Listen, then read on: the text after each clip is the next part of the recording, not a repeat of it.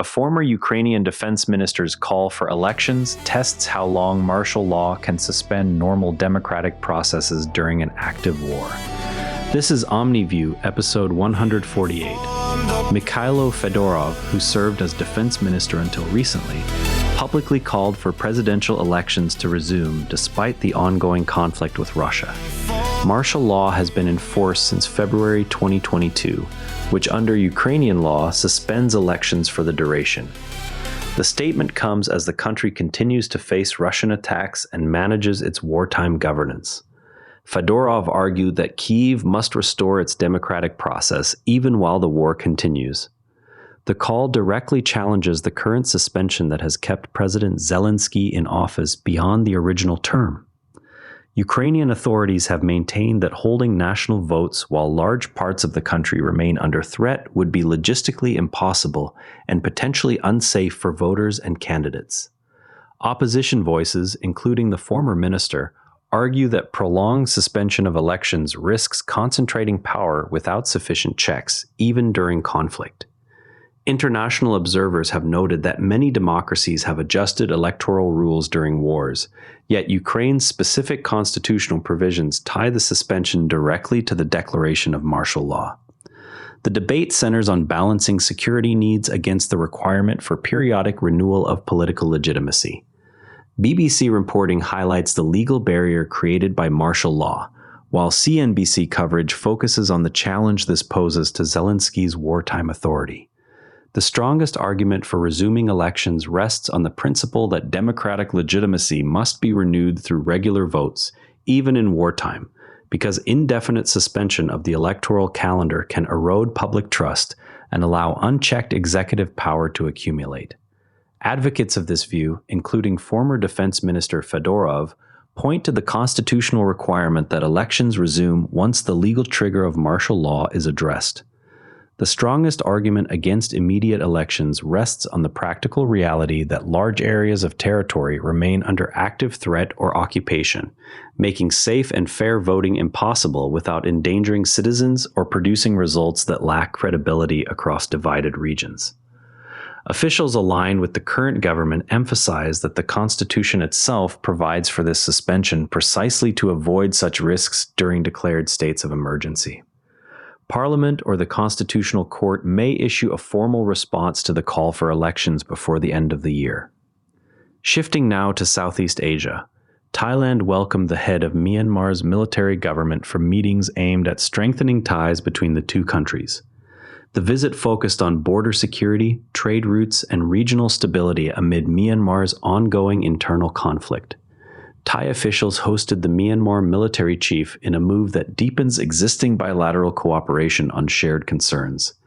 The engagement occurred as Myanmar continues to experience civil strife that affects neighboring states. Thai officials have framed the engagement as necessary for managing shared borders and preventing spillover from Myanmar's civil strife. Regional analysts point out that Thailand has historically maintained pragmatic relations with Myanmar's leadership, regardless of who holds power in Naypyidaw. Critics within ASEAN have questioned whether such high-level contact lends legitimacy to the military government at a time when many member states prefer distance. Nikkei Asia reporting details the stated goals of border management and trade while noting the broader regional context of Myanmar's crisis. The approach reflects Thailand's long-standing preference for direct engagement over isolation. Observers will watch for any joint statements on border management or refugee returns in the coming weeks. Moving to developments in African finance. The South African bank ABSA reported stronger first-half earnings and said it is studying conversion of its Nigeria representative office into a merchant bank while exploring opportunities in Uganda, Zambia, Tanzania, and Angola. Net income for the first half reached 12.58 billion rand, compared with 11.23 billion rand a year earlier. Chief Executive Officer Kenny Fila outlined the expansion steps after the earnings release. The moves target markets where the group sees growth potential beyond its South African base.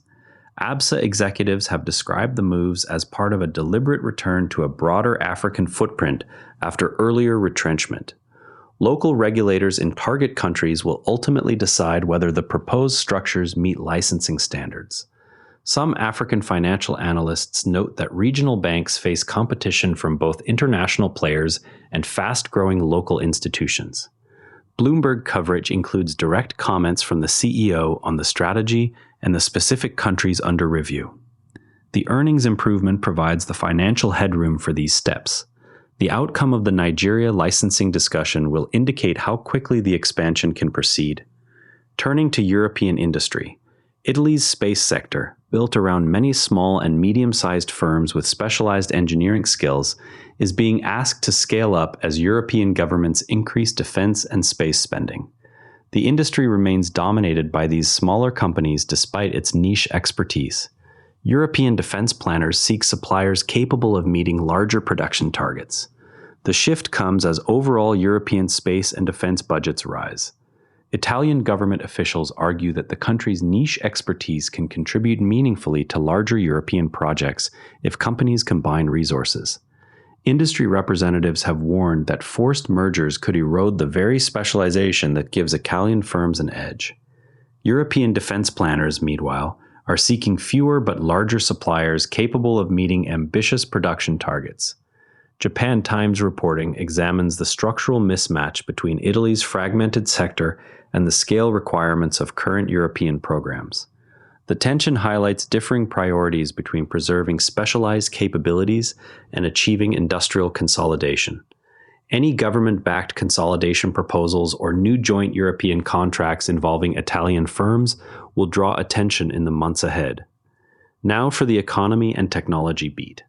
Japan's major listed firms increased their combined profit forecast for the current fiscal year, projecting a 14% rise driven largely by strong sales in artificial intelligence and chip-related businesses. The upgrade reflects sustained global demand for advanced components used in data centers and electronics. Several large Japanese groups have benefited from customers diversifying away from other Asian production hubs. Corporate reports tie the improved outlook directly to these technology segments. Corporate reports attribute the upgrade to sustained global demand for advanced components used in data centers and electronics. Some Japanese economists caution that reliance on a narrow set of technology exports leaves earnings vulnerable to shifts in overseas investment cycles. Nikkei Asia aggregates the company forecasts and highlights the role of AI and semiconductor demand. The revision marks a notable upward adjustment from earlier projections. The next quarterly earnings revisions will show whether the AI-driven momentum continues. In India, firms posted profit increases at the fastest pace in 3 years, even as global conflicts raised input costs for some sectors. Company filings show broad-based gains across manufacturing, services, and technology exporters. The growth rate marks the strongest performance since the post-pandemic recovery period. Currency movements and commodity prices remain variables that could affect future results. Analysts at Indian brokerages link the result to steady domestic demand and successful cost management. External observers note that currency movements and commodity prices remain variables that could affect the next reporting period. Nikkei Asia summarizes the earnings trends and notes the resilience despite external shocks from ongoing conflicts. The outcome demonstrates that domestic factors can offset some international pressures. The upcoming quarterly results will reveal whether the growth rate holds. Now, some progress worth knowing about. LG Energy Solution has begun operations at a new battery manufacturing facility in the United States that will supply cells to both Toyota and Tesla.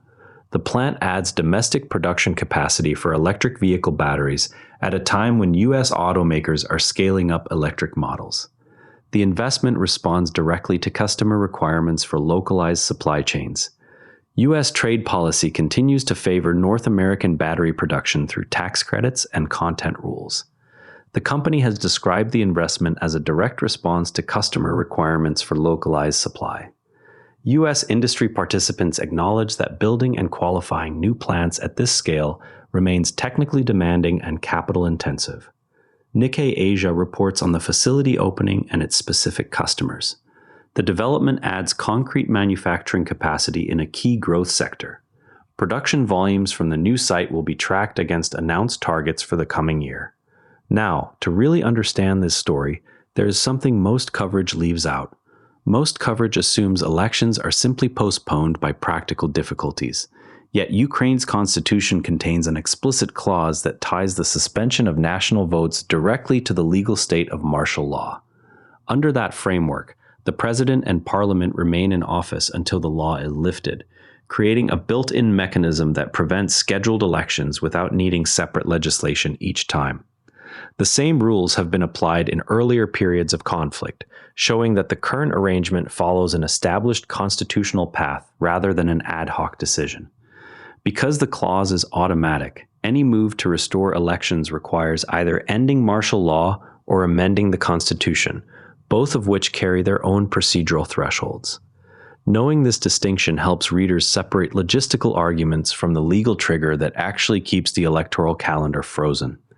When officials or critics discuss holding elections during war, the key test is whether they are addressing the constitutional bar or only the security and organizational obstacles. Readers can check the text of Ukraine's martial law statute and the relevant constitutional articles to see exactly which provisions are active and what would be required to lift them. The mechanism also means that lifting martial law would automatically reopen the electoral timeline, shifting the focus from security logistics alone to the broader political decision of ending the emergency declaration.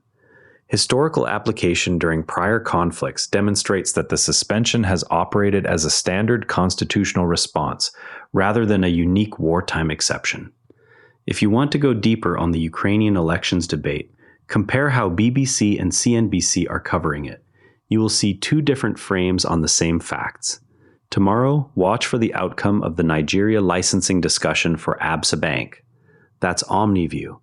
The news can feel heavy, but understanding what's actually happening and what's being done about it beats doom scrolling every time. Stay curious, pick one story from today and read it from a second outlet you don't usually open. If balanced perspectives are valuable to you, share this with a friend and subscribe wherever you listen. See you tomorrow, and if you'd rather watch than listen, find us on YouTube at Nera Network. Links in the show notes. And before you go, this show is part of the Nera Network, a family of daily podcasts on tech, science, and markets, each one a short, sharp briefing you can finish on the commute.